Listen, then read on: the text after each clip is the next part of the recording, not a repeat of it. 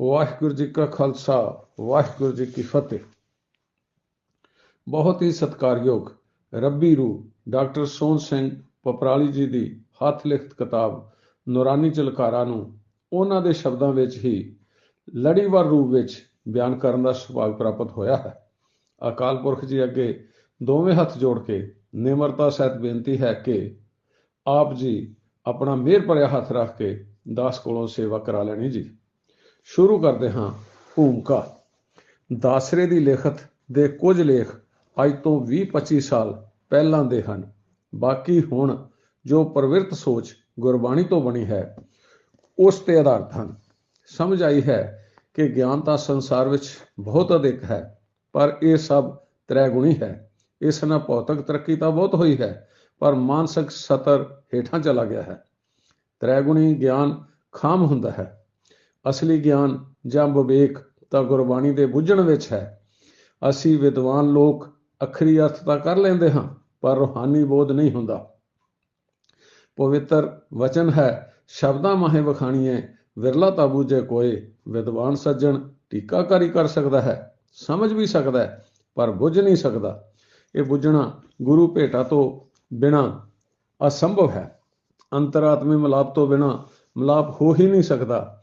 ਬਿਨ ਭਾਗਾਂ ਤੋਂ ਕੋਲ ਹਰ ਵਕਤ ਰਹਿਣ ਨਾਲ ਵੀ ਭੇਟਾ ਨਹੀਂ ਹੁੰਦੀ।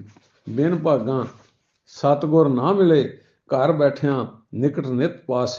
ਬਿਨ ਸਤਿਗੁਰ ਭੇਟੇ ਕੰਚਨ ਨਾ ਥੀਏ ਮਾਨਮੁਖ ਲੋਹ ਬੂਢਾ ਬੇੜੀ ਪਾਸ। ਗੁਰੂ ਹਰੀ ਦੀ ਨਜ਼ਰ ਤੋਂ ਬਿਨਾਂ ਨਹੀਂ ਮਿਲਦਾ। ਗੁਰੂ ਕੋਲ ਜਾਣਾ ਅੱਛਾ ਕਰਮ ਹੈ, ਪਰ ਇਹ ਭੇਟਾ ਨਹੀਂ ਹੈ। ਜਦੋਂ ਗੁਰੂ ਦਾ ਮਿਲਾਪ ਹੋ ਗਿਆ ਤਾਂ ਹੀ ਰੂਹਾਨੀਅਤ ਪੈਦਾ ਹੁੰਦੀ ਹੈ। ਮਨੁੱਖ ਦਾ ਆਤਮਿਕ ਤੌਰ ਤੇ ਜਾਗਣਾ ਤੇ ਪੂਰਾ ਜਾਗਣਾ ਗੁਰੂ ਭੇਟਾ ਕਰਵਾਉਂਦਾ ਹੈ। ਸੋ ਜਾਗੇ ਜੇ ਸਤਿਗੁਰ ਮਿਲੇ ਪੰਚਦੂਤ ਉਹ ਵਸਗਤ ਕਰੇ। ਅਧਿਆਤਮਕ ਕਰਮ ਧਰਮ ਨਾਲ ਭੇਟਾ ਨਹੀਂ ਹੁੰਦੀ ਤੇ ਨਾ ਹੀ ਨਾਮ ਫੁਰਦਾ ਹੈ। ਅਧਿਆਤਮ ਕਰਮ ਜੇ ਕਰੈ ਨਾਮ ਨਾ ਕਭੀ ਪਾਏ। ਗੁਰ ਕੈ ਸ਼ਬਦ ਜੀਵਤ ਮਰੈ ਹਰ ਨਾਮ ਵਸੈ ਮਨ ਆਏ। ਕਰਮ ਧਰਮ ਜੇ ਗੁਰੂ ਅਤੇ ਹਰੀ ਨੂੰ ਸੇਧਤ ਹੈ ਤਾਂ ਪ੍ਰਵਾਨ ਹੈ, ਪਰ ਕਿਸੇ ਦੇਵਤੇ ਦੇਵੀ ਨੂੰ ਸਮਰਪਣ ਵਾਲੇ ਕਰਮ ਧਰਮ ਗੁਰਮਤ ਉੱਕਾ ਹੀ ਪ੍ਰਵਾਨ ਨਹੀਂ ਕਰਦੀ। ਗੁਰਬਾਣੀ ਪੜ੍ਹਨੀ, ਉਚਾਰਨ ਕਰਨੀ, ਸੁਣਨੀ, ਕੰਠ ਕਰਨੀ, ਕਥਾ ਕਰਨੀ ਤੇ ਕੀਰਤਨ ਕਰਨਾ, ਇਹ ਸਭ ਮੁੱਢਲੇ ਪ੍ਰਵਿਰਤੀ ਕਰਮ ਹਨ। ਇਹ ਰੂਹਾਨੀ ਜੀਵਨ ਦਾ ਊੜਾ ਐੜਾ ਈੜੀ ਹਨ। ਕਈ ਇਹਨਾਂ ਨੂੰ ਹੀ ਰੂਹਾਨੀਅਤ ਸਮਝ ਲੈਂਦੇ ਹਨ। ਇਹ ਮੁੱਢਲੇ ਅਤੇ ਅੱਛੇ ਕਰਮ ਹਨ। ਬੁਨਿਆਦ ਇਹਨਾਂ ਨੇ ਹੀ ਰੱਖਣੀ ਹੈ। ਰੂਹਾਨੀਅਤ ਡਿਵਿਨਿਟੀ ਗੁਰੂ ਭੇਟਾ ਤੋਂ ਬਾਅਦ ਉਤਪੰਨ ਹੁੰਦੀ ਹੈ। ਜਾਗਣ ਲਈ ਜਪ ਕਰਨਾ ਨਿਹਾਇਤ ਜ਼ਰੂਰੀ ਹੈ। ਜਪ ਕੋਈ ਵੀ ਕਰ ਸਕਦਾ ਹੈ, ਪਰ ਸਿਮਰਨ ਗੁਰੂ ਭੇਟਾ ਤੋਂ ਬਾਅਦ ਗੁਰੂ ਵੱਲੋਂ ਬਖਸ਼ਿਸ਼ ਹੁੰਦਾ ਹੈ। ਸੰਤ ਕਿਰਪਾ ਜੇ ਅੰਧਿਨ ਜਾਗ, ਸੰਤ ਕਿਰਪਾ ਤੇ ਅੰਧਿਨ ਜਾਗ, ਨਾਨਕ ਸਿਮਰਨ ਪੂਰੇ ਭਾਗ। ਇਹ ਸਿਮਰਨ ਸਤਿਗੁਰੂ ਤੇ ਪਾਈਏ। ਜਪ ਚ ਚਾਰ ਕਰਮ ਇੱਕ ਸਾਥ ਹੁੰਦੇ ਹਨ। ਜ਼ਬਾਨ ਬੋਲਦੀ ਹੈ, ਕੰਨਾਂ ਰਾਹੀਂ ਮਨ ਸੁਣਦਾ ਹੈ ਤੇ ਸਮਝਦਾ ਹੈ। ਜਪ ਜਗਾਉਣ ਦਾ ਕੰਮ ਕਰਦਾ ਹੈ। ਗੁਰੂ ਭੇਟਾ ਗੁਰੂ ਵੱਲੋਂ ਤੇ ਪਰਮਾਤਮਾ ਦੀ ਬਖਸ਼ਿਸ਼ ਨਾਲ ਹਉਮੈ ਟੁੱਟਣ ਨਾਲ ਪੈਦਾ ਹੁੰਦੀ ਹੈ। ਰੂਹਾਨੀਅਤ ਦੀ ਬੁਨਿਆਦ ਗੁਰੂ ਭੇਟਾ ਤੇ ਨਿਰਮਲ ਭਾਵ ਦਾ ਪੈਣਾ ਹੈ। ਮਨੁੱਖੀ ਮਨ ਹਉਮੈ ਈਗੋ ਦੇ ਪ੍ਰਭਾਵ ਹੇਠ ਹਰ ਕਰਮ ਕਰਦਾ ਹੈ। ਇਸ ਦੇ ਨਾਸ਼ ਤੋਂ ਬਗੈਰ ਰੂਹਾਨੀ ਹੋਣਾ, ਸੰਤ ਹੋਣਾ ਨਾਮੁਮਕਿਨ ਹੈ। ਹਉਮੈ 'ਚ ਬੰਦਾ ਬੁੱਝ ਨਹੀਂ ਸਕਦਾ। ਗਿਆਨ ਤਾਂ ਇਕੱਠਾ ਕਰ ਸਕਦਾ ਹੈ, ਪਰ ਵਿਵੇਕਹੀਣ ਰਹਿੰਦਾ ਹੈ। ਭੇਟਾ ਤੋਂ ਅਗਲੇ ਕਰਮ ਨਿਰਮਲ ਭਾਵ ਦਾ ਪੈਣਾ, ਵਿਵੇਕ ਦਾ ਉਪਜਣਾ, ਬੈਰਾਗ ਉਤਪੰਨ ਹੋਣਾ ਤੇ ਨਾਮ ਦਾ ਫੁਰਨਾ ਹੈ। ਇਹ ਸਾਰੇ ਕਰਮ ਚੌਥੇ ਪਦ ਫੋਰਥ ਵੇ ਆਫ ਲਾਈਫ ਹੁੰਦੇ ਹਨ। ਰੂਹਾਨੀ ਜੀਵਨ ਦੇ ਦੋ ਪੜਾਅ ਹਨ, ਇੱਕ ਚੌਥਾ ਜਾਂ ਤੁਰੀਆ ਪਦ ਤੇ ਦੂਜਾ ਪਰਮ ਪਦ ਜਾਂ ਅਮਰਾ ਪਦ ਜਾਂ ਨਿਰਵਾਣ ਪਦ। ਚੌਥੇ ਵਾਲਾ ਸੰਤ ਹੁੰਦਾ ਹੈ। ਚੌਥੇ ਪਦ ਵਿੱਚ ਹੀ ਸੁੱਖ ਸਹਿਜ ਬਣਦਾ ਹੈ। ਸੁੱਖਾਂ 'ਚ ਸੰਤ ਕਦੇ ਵਿਚਲਿਤ ਨਹੀਂ ਹੁੰਦਾ। ਕਿੰਨਾ ਵੀ ਮਾਨ ਸਤਿਕਾਰ ਜਾਂ ਦੌਲਤ ਮਿਲ ਜਾਵੇ ਤਾਂ ਵੀ ਗੁਰੂ ਪਰਾਇਣ ਹੀ ਰਹਿੰਦਾ ਹੈ। ਦੁੱਖਾਂ ਤੋਂ ਵੀ ਵਿਚਲਿਤ ਨਾ ਹੋਣਾ ਇਹ ਪਰਮ ਪਦ ਵਿੱਚ ਵਾਪਰਦਾ ਹੈ। ਇਹ ਸਭ ਤੋਂ ਉੱਚੀ ਰੂਹਾਨੀਅਤ ਹੈ। ਪ੍ਰਭੂ ਦੇ ਆਤਮਿਕ ਦਰਸ਼ਨ ਕਰਕੇ ਅਮਰਾ ਪਦ ਬਣਦਾ ਹੈ। ਚੌਥੇ 'ਚ ਅਨਹਦ ਤਾਂ ਸੁਣਦਾ ਹੈ, ਜੋ ਪ੍ਰਭੂ ਦੀ ਆਵਾਜ਼ ਹੈ, ਪਰ ਦਰਸ਼ਨ ਪਰਮ ਪਦ 'ਚ ਹੀ ਹੁੰਦੇ ਹਨ। ਇੱਥੇ ਸਹਿਜ ਪੈਦਾ ਹੁੰਦਾ ਹੈ, ਜੀਵਨ ਪੁਰਖ ਮਿਲਿਆ ਹਰ ਰਾਇਆ, ਕਹੋ ਨਾਨਕ ਪਰਮ ਪਦ ਪਾਇਆ। ਅਨਹਦ ਤ੍ਰੈਗੁਣੀ ਸੰਸਾਰ ਲਈ ਮਿਊਟ ਹੈ। ਇਹ ਕੇਵਲ ਗੁਰੂ ਭੇਟਾ ਤੋਂ ਬਾਅਦ ਅਨੁਭਵ ਵਿੱਚ ਆਉਂਦਾ ਹੈ। ਹਾਲਾਂਕਿ ਸ੍ਰਿਸ਼ਟੀ 'ਚ ਹਰ ਵਕਤ ਅਨਹਦ ਨਾਦ ਚੱਲਦਾ ਹੈ। ਚੌਥਾ ਪਦ, ਚੌਥੀ ਪੌੜੀ ਜਾਂ ਚੌਥੀ ਪਦਵੀ, ਇਹ ਸਭ ਇੱਕੋ ਅਵਸਥਾ ਦੇ ਨਾਮ ਹਨ, ਜਿਸ ਨੂੰ ਤੁਰਿਆ ਕਿਹਾ ਜਾਂਦਾ ਹੈ। ਇਹ ਭਗਤਾਂ ਦੀ ਅਵਸਥਾ ਹੈ। ਇਹ ਵੀ ਸੰਸਾਰੀ ਜੀਵਨ ਤੋਂ ਬਹੁਤ ਉੱਚੀ ਹੁੰਦੀ ਹੈ। ਇਹ ਕੇਵਲ ਗੁਰੂ ਬਖਸ਼ਿਸ਼ ਹੈ, ਸਾਡੇ ਹੱਥ ਵੱਸ ਦੀ ਗੱਲ ਨਹੀਂ ਹੈ। ਇਸ ਅਵਸਥਾ 'ਚ ਭਗਤ ਪਰਮਾਤਮਾ ਦੇ ਲਾਡਲੇ ਪੁੱਤਰ ਦੀ ਤਰ੍ਹਾਂ ਗੁਜ਼ਰਦਾ ਹੈ, ਗਿਲੇ ਸ਼ਿਕਵੇ ਵੀ ਕਰਦਾ ਹੈ, ਪ੍ਰੇਮ ਦੀ ਬੇਬਲਤਾ ਹੁੰਦੀ ਹੈ, ਆਵਾਜ਼ ਸੁਣਦੀ ਹੈ, ਪਰ ਦਰਸ਼ਨ ਅਜੇ ਹੋਏ ਨਹੀਂ ਹੁੰਦੇ। ਸਗਲ ਭਵਨ ਕੇ ਨਾਇਕਾ ਇੱਕ ਸਿੰਧ ਅਰਸ ਦਿਖਾਏ ਜੀ। ਇਸ ਅਵਸਥਾ 'ਚ ਬਾਣੀ ਵੀ ਉਚਾਰਨ ਹੁੰਦੀ ਹੈ। ਬਾਣੀ ਚੌਥੇ ਪਦ ਅਤੇ ਪਰਮ ਪਦ ਦੋਹਾਂ ਵਿੱਚ ਉਚਾਰਨ ਹੋਈ ਹੈ। ਪਰਮ ਪਦ ਚੌਥੇ ਗੁਣ ਦੀ ਸਿਖਰ ਹੈ, ਦੁਪਹਿਰ ਹੈ। ਤ੍ਰੈ ਗੁਣ ਵਿਸ਼ੇ ਵੇਦਾਂ ਨਿਸਤਰੈ ਗੁਣਯੰ ਭਵਾ ਰਜਨ। ਸ਼੍ਰੀ ਕ੍ਰਿਸ਼ਨ ਜੀ ਅਰਜਨ ਨੂੰ ਉਪਦੇਸ਼ ਕਰ ਰਹੇ ਹਨ ਕਿ ਵੇਦ ਤਿੰਨੇ ਗੁਣਾਂ 'ਚ ਹਨ ਤੇ ਨਿਸਤਾਰਾ ਚੌਥੇ ਗੁਣ ਨਾਲ ਹੋਣਾ ਹੈ। ਜਦੋਂ ਕਬੀਰ ਜੀ ਨੂੰ ਹਾਥੀ ਅੱਗੇ ਸੁੱਟਿਆ ਗਿਆ ਤਾਂ ਫਰਮਾ ਰਹੇ ਹਨ ਕਿ ਕਹਿ ਕਬੀਰ ਹਮਰਾ ਗੋਬਿੰਦ, ਚੌਥੇ ਪਦ ਮੇਂ ਜਾਨਕੀ ਜਿੰਦ। ਸਿਖਰਲੀ ਪਰਮ ਪਦ ਦੀ ਅਵਸਥਾ ਗੁਰੂ ਸਾਹਿਬਾਨਾਂ ਦੇ ਹਿੱਸੇ ਆਈ ਹੈ। ਵਿਰਲੇ ਭਗਤ ਵੀ ਇਸ ਅਵਸਥਾ 'ਚ ਪਹੁੰਚ ਜਾਂਦੇ ਹਨ। ਕਬੀਰ ਜੀ ਇਸੇ ਅਵਸਥਾ 'ਚੋਂ ਕਹਿ ਰਹੇ ਹਨ ਕਿ ਦੋਏ ਦੋਏ ਲੋਚਨ ਪੇਖਾਂ, ਹਉ ਹਰ ਬਿਨ ਔਰ ਨਾ ਦੇਖਾਂ। ਮਨੁੱਖੀ ਜੀਵਨ ਦਾ ਪ੍ਰਯੋਜਨ ਹੀ ਹਰੀ ਵਾਹਿਗੁਰੂ ਨਾਲ ਇੱਕਮਿਕ ਹੋ ਕੇ 84 ਦਾ ਮਿਟਾਉਣਾ ਹੈ। ਦਾਸਰੇ ਦੀ ਇਹ ਪੁਰਜੋਰ ਬੇਨਤੀ ਹੈ, ਗੁਜ਼ਾਰਿਸ਼ ਹੈ ਕਿ ਜਣੇ ਖਣੇ ਨੂੰ ਸੰਤ ਨਾ ਬਣਾਇਆ ਜਾਵੇ। ਸੰਤ ਭਾਵੇਂ ਲੱਛਣਾਂ 'ਚ ਹੀ ਪ੍ਰਗਟ ਹੁੰਦਾ ਹੈ, ਪਰ ਕਈ ਵੇਰ ਲੱਛਣ ਭੁਲੇਖਾ ਪਾਊ ਹੁੰਦੇ ਹਨ। ਸੰਤ ਨੂੰ ਸਮਝਣਾ ਕੇਵਲ ਸੰਤ ਹੀ ਕਰ ਸਕਦਾ ਹੈ। ਸੱਜਣ ਠੱਗ ਨੇ ਮਸੀਤ ਅਤੇ ਮੰਦਰ ਅੰਦਰ ਹੀ ਬਣਾ ਰੱਖੇ ਸਨ, ਪਰ ਰਾਤ ਨੂੰ ਮੁਸਾਫਰਾਂ ਨੂੰ ਲੁੱਟ ਕੇ ਖੂਹੇ ਸੁੱਟ ਦਿੰਦਾ ਸੀ। ਭੂਮੀਆਂ ਚੋਰ ਵੀ ਲੰਗਰ ਚਲਾਉਂਦਾ ਸੀ। ਇਹ ਰੂਹਾਨੀਅਤ ਦੀ ਅਕਥ ਕਹਾਣੀ ਹੈ। ਬੰਦੇ ਦੀ ਸੀਮਾ ਹੈ। ਕੇਵਲ ਗੁਰੂ ਜੀ ਦੇ ਪਿੱਛੇ ਪਿੱਛੇ ਚੱਲ ਕੇ ਹੀ ਇਹ ਕਥੀ ਜਾ ਸਕਦੀ ਹੈ, ਵਰਨਾ ਤ੍ਰੈਗੁਣੀ ਬੁੱਧੀ ਦੇ ਕੀ ਵਸ ਹੈ ਕਿ ਰੂਹਾਨੀ ਜੀਵਨ ਬਾਰੇ ਕੁਝ ਕਹੇ। ਪ੍ਰਭ ਕੀ ਅਕਥ ਕਹਾਣੀ ਗੁਰ ਪੂਰੇ ਤੇ ਜਾਣੀ, ਜਾਂ ਹਰ ਕੀ ਅਕਥ ਕਹਾਣੀ ਗੁਰ ਸ਼ਬਦ ਵਿਖਾਣੀ। ਦਾਸਰੇ ਦਾ ਕੋਈ ਦਾਵਾ ਨਹੀਂ ਕਿ ਲਿਖਿਆ ਗਿਆ ਸਭ ਦਰੁਸਤ ਹੈ। ਜੋ ਅਨੁਭਵ 'ਚ ਆਇਆ ਹੈ ਲਿਖ ਦਿੱਤਾ ਹੈ, ਬਾਕੀ ਗੁਰੂ ਜੀ ਜਾਣੇ। ਕੋਈ ਐਬਸੋਲਿਊਟ ਪਰਫੈਕਟ ਨਹੀਂ ਹੈ। ਵਿਦਵਾਨ ਭਾਵੇਂ ਕਿਸੇ ਟਿੱਪਣੀ ਤੋਂ ਪਰਹੇਜ਼ ਕਰਨ, ਪਰ ਕੋਈ ਕਮਾਈ ਵਾਲਾ ਰੂਹਾਨੀ ਜੀਵਨ ਵਾਲਾ ਅਗਰ ਨਵਾਜੇਗਾ ਤਾਂ ਦੰਡਵਤ ਕਰਾਂਗਾ। ਰੂਹਾਨੀਅਤ ਕਿਉਂਕਿ ਪ੍ਰੇਮ ਦਾ ਮਾਰਗ ਹੈ, ਇਸ ਲਈ ਦੋ ਸ਼ਬਦ ਪ੍ਰੇਮ ਲਈ। ਪ੍ਰੇਮ ਨੂੰ ਨਿਰੂਪਣ ਕਰਨਾ ਮੁਸ਼ਕਲ ਹੈ। ਪ੍ਰੇਮ ਨੂੰ ਪਰਿਭਾਸ਼ਿਤ ਕਰਨਾ ਨਾਮੁਮਕਿਨ ਹੈ, ਕਿਉਂਕਿ ਇਹ ਵੀ ਰੱਬ ਦੀ ਤਰ੍ਹਾਂ ਅਸੀਮ ਹੈ। ਰਿਸ਼ੀ ਨਾਰਦ ਜੀ ਨੇ ਇੱਕ ਗਾਥਾ ਲਿਖੀ ਹੈ ਕਿ ਮੈਂ ਨਹੀਂ ਕਹਿ ਸਕਦਾ ਕਿ ਪ੍ਰੇਮ ਕੀ ਹੈ, ਪਰ ਇਹ ਦੱਸ ਸਕਦਾ ਹਾਂ ਕਿ ਜੇ ਕੋਈ ਪਤਨੀ ਆਪਣੇ ਪਤੀ ਨੂੰ ਗੈਰ ਦੀਆਂ ਬਾਹਾਂ 'ਚ ਤੱਕ ਲਵੇ ਤਾਂ ਉਹ ਗਿਲਾ ਨਹੀਂ ਕਰੇਗੀ। ਆਪਣੇ ਪਤੀ ਦੇ ਪ੍ਰੇਮ ਵਿੱਚ ਉਸ ਦੀ ਹਰ ਗੱਲ ਨਾਲ ਸੁਰ ਮਿਲਾਏਗੀ। ਆਮ ਤੌਰ ਤੇ ਪਤਨੀ ਅਜਿਹੀ ਹਾਲਤ 'ਚ ਸੈਂਡਲ ਲਾ ਕੇ ਦੋਹਾਂ ਦੀ ਮੁਰੰਮਤ ਕਰੇਗੀ, ਪਰ ਪ੍ਰੇਮ ਅਜਿਹਾ ਨਹੀਂ ਕਰ ਸਕਦਾ।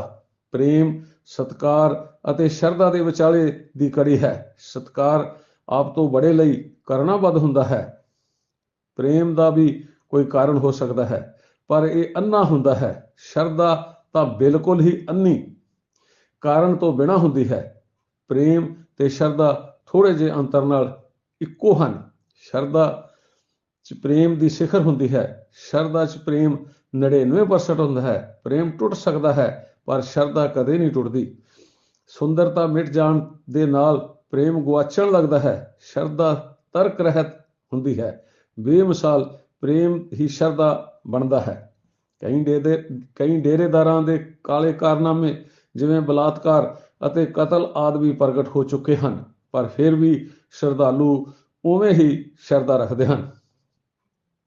ਜਦੋਂ ਕੋਈ ਸਿੰਘਾਂ ਨੇ ਸ੍ਰੀ ਅਨੰਦਪੁਰ ਸਾਹਿਬ ਗੁਰੂ ਜੀ ਨੂੰ ਬੇਦਾਵਾ ਦਿੱਤਾ ਤਾਂ ਪ੍ਰੇਮ ਹੀ ਟੁੱਟਾ, ਪਰ ਸ਼ਰਧਾ ਬਰਕਰਾਰ ਸੀ। ਨਤੀਜੇ ਵਜੋਂ ਪਤਨੀਆਂ ਦੇ ਝਿੜਕਣ ਤੋਂ ਫਿਰ ਜੰਗ ਵਿੱਚ ਸ਼ਹੀਦ ਹੋਏ। ਪ੍ਰੇਮ ਕੋਈ ਵੀ ਆਪਣੇ ਵੱਲੋਂ ਨਹੀਂ ਕਰ ਸਕਦਾ। ਅਸੀਂ ਜਿਸ ਨੂੰ ਪ੍ਰੇਮ ਕਹਿੰਦੇ ਹਾਂ ਉਹ ਆਸਕਤੀ ਹੈ।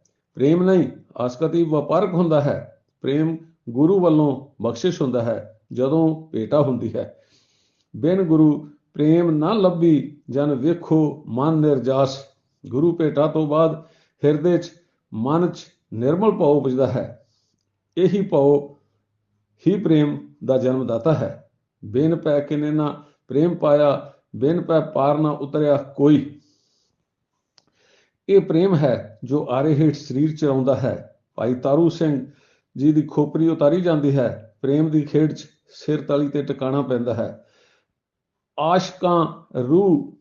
ਆਸ਼ਕਾਂ ਰਾ ਕੂਏ ਬਾਸ਼ਦ ਲਾਜੀਜ਼। ਭਾਈ ਨੰਦ ਲਾਲ ਜੀ। ਪ੍ਰੇਮੀ ਪਿਆਰੇ ਦੀ ਗਲੀ 'ਚ ਜਾਂਦਾ ਹੈ ਭਾਵੇਂ ਸਿਰ ਫੁੱਟ ਜਾਵੇ। ਪ੍ਰੇਮ ਤੇ ਸ਼ਰਧਾ 'ਚ ਬੁੱਧੀ ਨਹੀਂ ਬਚਦੀ, ਕੇਵਲ ਵਿਵੇਕ ਹੁੰਦਾ ਹੈ। ਪ੍ਰੇਮ ਤੇ ਸ਼ਰਧਾ ਵਿੱਚ ਬੁੱਧੀ ਨਹੀਂ ਬਚਦੀ, ਕੇਵਲ ਵਿਵੇਕ ਹੁੰਦਾ ਹੈ। ਪ੍ਰੇਮੀ ਗਿਆਨਹੀਨ ਨਹੀਂ ਹੁੰਦਾ, ਸਗੋਂ ਵਿਵੇਕ ਗਿਆਨੀ ਹੁੰਦਾ ਹੈ। ਪ੍ਰੇਮ 'ਚ ਸਿਰਫ ਦੇਣਾ ਹੁੰਦਾ ਹੈ, ਲੈਣ ਦੀ ਉਮੀਦ ਨਹੀਂ ਲਾਈ ਹੁੰਦੀ। ਪ੍ਰੇਮ ਵਪਾਰ ਨਹੀਂ ਹੈ। ਸੱਚ ਕਹੂੰ ਸੁਣ ਲਿਓ ਸਭੈ, ਜਿਨ ਪ੍ਰੇਮ ਕੀਓ ਤਿਨ ਹੀ ਪ੍ਰਭ ਪਾਇਓ। ਸਵਈਏ ਪਾਤਸ਼ਾਹੀ 10ਵੀਂ। ਦਸ਼ਮੇਸ਼ ਜੀ ਦੁਆਰਾ ਰਚਿਤ ਇਸ ਮਹਾਵਾਕ ਦੇ ਅਰਥ ਵੀ ਤ੍ਰੈਗੁਣੀ ਸਤਾ ਤੇ ਹੀ ਕੀਤੇ ਜਾਂਦੇ ਹਨ। ਪ੍ਰੇਮ ਕਰਨ ਵਾਲੇ ਨੂੰ ਰਾਮ ਜੀ ਪ੍ਰਾਪਤ ਹੁੰਦੇ ਹਨ, ਪਰ ਪ੍ਰੇਮ ਗੁਰੂ ਤੋਂ ਬਿਨਾਂ ਪ੍ਰਾਪਤ ਕਰਨਾ ਦੁਰਲਭ ਹੈ। ਇਸ ਮਹਾਵਾਕ ਦੇ ਬੁੱਝਣ ਦੀ ਲੋੜ ਹੈ। ਕੋਈ ਆਪਣੇ ਤੌਰ ਤੇ ਪ੍ਰੇਮ ਨਹੀਂ ਕਰ ਸਕਦਾ। ਗੁਰੂ ਭੇਟਾ ਨਹਾਇਤ ਜ਼ਰੂਰੀ ਹੈ। ਦੁਨੀਆ ਵਿੱਚ ਤਾਂ ਪ੍ਰੇਮ ਦੇ ਬਹੁਤ ਓਛੇ ਅਰਥ ਮੰਨੇ ਜਾਂਦੇ ਹਨ। ਜੇ ਕੋਈ ਇਨਸਾਨ ਆਪਸ ਕਿਸੇ ਵਸਤੂ ਦਾ ਦੇਣ ਲੈਣ ਕਰਦੇ ਹਨ ਤਾਂ ਇਹ ਵਪਾਰ ਹੈ, ਪ੍ਰੇਮ ਨਹੀਂ। ਕਿਹਾ ਇਸ ਨੂੰ ਵੀ ਪ੍ਰੇਮ ਹੀ ਜਾਂਦਾ ਹੈ। ਮੋਹ ਅਤੇ ਪ੍ਰੇਮ 'ਚ ਬਹੁਤ ਵੱਡਾ ਅੰਤਰ ਹੈ। ਮੋਹ ਢਾਊ ਹੈ ਤੇ ਪ੍ਰੇਮ ਉਸਾਰੂ ਹੈ। ਮੋਹ ਆਪਣਿਆਂ ਨਾਲ ਤੇ ਪ੍ਰੇਮ ਹਰੇਕ ਨਾਲ ਹੁੰਦਾ ਹੈ। ਮੋਹ ਤ੍ਰੈਗੁਣੀ ਹੈ ਤੇ ਪ੍ਰੇਮ ਦ੍ਰਿਵ ਸਪਿਰਚੁਅਲ ਹੈ। ਮੋਹ ਬਾਹਰ ਕੱਢਣਾ ਹੈ ਤੇ ਪ੍ਰੇਮ ਅੰਦਰ ਲੈ ਕੇ ਜਾਣਾ ਹੈ। ਮੋਹ ਅਵਗੁਣ ਹੈ ਤੇ ਪ੍ਰੇਮ ਗੁਣ ਹੈ। ਫਰਜ਼ ਕਰਕੇ ਬੱਚੇ ਦੀ ਪਰਵਰਿਸ਼ ਕਰਨੀ ਅੱਛੀ ਅਤੇ ਜ਼ਰੂਰੀ ਹੈ, ਪਰ ਆਪਣੇ ਬੱਚੇ ਲਈ ਕਿਸੇ ਹੋਰ ਦਾ ਖਿਡੌਣਾ ਖੋਹ ਕੇ ਦੇਣਾ ਇਹ ਮੋਹ ਹੈ। ਮੋਹ 'ਚ ਮਾਂ ਬੱਚੇ ਦੇ ਵੱਡਾ ਹੋਣ ਤੇ ਕੁਝ ਆਸਾਂ ਲਗਾਈ ਬੈਠੀ ਹੁੰਦੀ ਹੈ। ਮੋਹ 'ਚ ਸਿਆਣਪ ਹੁੰਦੀ ਹੈ ਤੇ ਪ੍ਰੇਮ ਵਿੱਚ ਵਿਵੇਕ। ਸੱਚਾ ਪ੍ਰੇਮ ਪਿਆਰ ਗੁਰਪੂਰੇ ਤੇ ਪਾਈਐ। ਕੁਝ ਸ਼ਬਦ ਰੂਹਾਨੀਅਤ ਦੇ ਬੂਟੇ ਬਾਰੇ। ਕਬੀਰ ਜੀ ਫਰਮਾ ਰਹੇ ਹਨ ਕਿ ਸਹਿਜ ਸੁਨ ਇੱਕ ਬਿਰਵਾ ਉਪਜਿਆ, ਧਰਤੀ ਜਲ ਹਰ ਸੋਖਿਆ। ਕਹਿ ਕਬੀਰ ਹੁਣ ਤਾਂ ਕਾ ਸੇਵਕ, ਜਿਹਨੇ ਬਿਰਵਾ ਦੇਖਿਆ। ਪਹਿਲਾਂ ਮਨ ਦੀ ਜਾਣਕਾਰੀ ਲੈ ਲਈਏ। ਮਨ ਦੇ 5 ਹਿੱਸੇ ਹਨ, ਜਾਂ ਕਹਿ ਲਓ ਕਿ ਅੰਤਸ਼ਕਰਨ ਦੇ 5 ਹਿੱਸੇ ਹਨ। ਅਹੰਕਾਰ, ਨੰਬਰ 2 ਮਨੁਆ, ਨੰਬਰ 3 ਹਿਰਦਾ, ਨੰਬਰ 4 ਬੁੱਧੀ, ਨੰਬਰ 5 ਆਤਮਾ। ਵੇਦਾਂ ਤੇ ਉਪਨਿਸ਼ਦਾਂ 'ਚ 4 ਬਿਆਨੇ ਗਏ ਹਨ। ਆਤਮਾ ਨੂੰ ਅੰਤਸ਼ਕਰਨ ਤੋਂ ਵੱਖ ਮੰਨਿਆ ਗਿਆ ਹੈ। ਜਦੋਂ ਗੁਰੂ ਭੇਟਾ ਨਾਲ ਹੰਕਾਰ ਮਿਟਦਾ ਹੈ ਤਾਂ ਮਨੁਆ ਹਿਰਦੇ 'ਚ ਚਲਾ ਜਾਂਦਾ ਹੈ, ਟਿਕਾ 'ਚ ਆ ਜਾਂਦਾ ਹੈ। ਇਹ ਅਵਸਥਾ ਗੁਰੂ ਦੁਆਰਾ ਕੀਤੇ ਪ੍ਰਦਾਨ ਵਿਵੇਕ ਅਤੇ ਨਾਮ ਦੇ ਫੁਰਨ ਨਾਲ ਬਣਦੀ ਹੈ। ਇਸ ਲਈ ਜਪ ਬਹੁਤ ਜ਼ਰੂਰੀ ਹੈ। ਪ੍ਰਵਿਰਤੀ ਕਰਮ ਜੋ ਸੰਸਾਰ ਕਰਦਾ ਹੈ, ਇਹਨਾਂ ਨਾਲ ਰੂਹਾਨੀਅਤ ਵੱਲ ਇੱਕ ਕਦਮ ਪੁੱਟਿਆ ਜਾਂਦਾ ਹੈ, ਪਰ ਇਹ ਰੂਹਾਨੀ ਨਹੀਂ ਹਨ। ਇਹ ਤ੍ਰੈਗੁਣੀ ਕਰਮ ਹਨ। ਅਧਿਆਤਮ ਕਰਮ ਹਨ। ਰੂਹਾਨੀਅਤ ਗੁਰੂ ਭੇਟਾ ਤੋਂ ਬਾਅਦ ਸ਼ੁਰੂ ਹੁੰਦੀ ਹੈ। ਰੂਹਾਨੀ ਮਹਿਲ ਗੁਰੂ ਭੇਟਾ ਤੇ ਮੁਨਸਰ ਹੈ। ਭੇਟਾ ਤੋਂ ਬਾਅਦ ਨਿਰਮਲ ਭਾਵ ਪੈਦਾ ਹੁੰਦਾ ਹੈ। ਬਾਕੀ ਡਰ ਛੱਡ ਕੇ ਚਲੇ ਜਾਂਦੇ ਹਨ। ਗੁਰੂ ਜੀ ਸਾਡੇ ਬਾਹਰੀ ਗਿਆਨ ਨੂੰ ਵਿਵੇਕ ਬੁੱਧੀ ਦੇ ਕੇ ਵਿਜ਼ਡਮ ਵਿੱਚ ਬਦਲ ਦਿੰਦੇ ਹਨ। ਵਿਵੇਕ ਬੁੱਧੀ ਦੀ ਜਾਚਨਾ ਬੇਨਤੀ ਗੁਰੂ ਜੀ ਰੱਬ ਪਾਸ ਕਰ ਰਹੇ ਹਨ। ਹਾਰ ਪਰਿਓ ਸੁਆਮੀ ਕੇ ਦੁਆਰੇ, ਦੀਜੇ ਬੁੱਧ ਵਿਵੇਕਾ। ਇਹ ਸਾਰਾ ਕਾਰਜ ਸਤ ਸੰਗਤ 'ਚ ਸਿਰੇ ਚੜ੍ਹਦਾ ਹੈ। ਸਤ ਸੰਗਤ ਦਾ ਮਿਲਾਪ ਜ਼ਰੂਰੀ ਹੈ। ਬਿਨਾਂ ਗੁਰੂ ਭੇਟਾ ਤੋਂ ਸੰਗਤ ਦਾ ਮਿਲਾਪ ਨਹੀਂ ਹੁੰਦਾ। ਪੂਰੇ ਭਾਗ ਸਤ ਸੰਗ ਲਹੇ ਸਤਿਗੁਰ ਭੇਟੇ ਜੇ ਸਾਏ।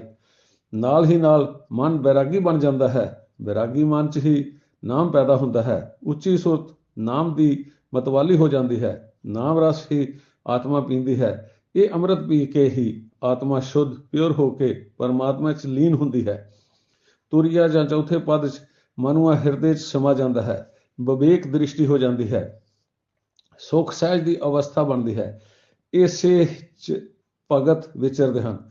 ਜਦੋਂ ਆਤਮਾ ਦਿਵ ਹੋ ਕੇ ਨਾਮ ਰਸ ਪੀ ਕੇ ਪਰਮਾਤਮਾ 'ਚ ਮਿਲਦੀ ਹੈ ਤਾਂ ਸਹਿਜ ਪੈਦਾ ਹੁੰਦਾ ਹੈ। ਰੱਬ ਦੇ ਦਰਸ਼ਨ ਹੁੰਦੇ ਹਨ। ਸੰਤ ਸਮ ਦ੍ਰਿਸ਼ਟ ਬਣ ਕੇ ਪਰਮ ਪਦ ਪ੍ਰਾਪਤ ਕਰ ਲੈਂਦੇ ਹਨ। ਸੁਖ ਦੁੱਖ ਮਾਨ ਅਪਮਾਨ ਉਸਤਤ ਨਿੰਦਾ ਤੋਂ ਨਿਆਰਾ ਹੋ ਜਾਂਦਾ ਹੈ। ਜੋ ਅੰਮ੍ਰਿਤ ਸੰਗਤ ਵਿੱਚ ਵਰਸਦਾ ਹੈ ਉਹੀ ਨੈਕਟਰ ਅੰਮ੍ਰਿਤ ਹਿਰਦੇ 'ਚ ਉਤਪੰਨ ਹੋ ਜਾਂਦਾ ਹੈ। ਇਹ ਸਾਰੀ ਅਵਸਥਾ ਬ੍ਰਹਮ ਦੀ ਨਦਰ ਅਤੇ ਗੁਰੂ ਦੀ ਦ੍ਰਿਸ਼ਟੀ ਤੇ ਮੁਨੱਸਰ ਹੈ। ਅਸੀਂ ਆਪਣੇ ਯਤਨਾਂ ਨਾਲ ਇਹ ਅਵਸਥਾ ਪ੍ਰਾਪਤ ਨਹੀਂ ਕਰ ਸਕਦੇ। ਹਾਲਾਂਕਿ ਯਤਨ ਅਸੀਂ ਖੁਦ ਹੀ ਕਰਨੇ ਹਨ, ਪਰ ਨਿਵਾਜਿਸ਼ ਬਿਨਾਂ ਨਾਮੁਮਕਿਨ ਹੈ। ਅੱਜ ਗਿਲਾਜਤ ਦਿਲ ਖੁਦਾ ਚੂ ਸਾਫ ਕਰਦ ਮੁਰਸ਼ਦੇ ਕਾਮਲ ਬਈ ਅਲਤਾਫ ਕਰਦ। ਭਾਈ ਨੰਦ ਲਾਲ ਜੀ। ਅੰਤ 'ਚ ਕੋਟਨ ਕੋਟ ਧੰਨਵਾਦ ਹੈ ਵਾਹਿਗੁਰੂ ਜੀ ਦਾ ਜਿਸ ਨੇ ਸੋਝੀ ਬਖਸ਼ੀ ਹੈ।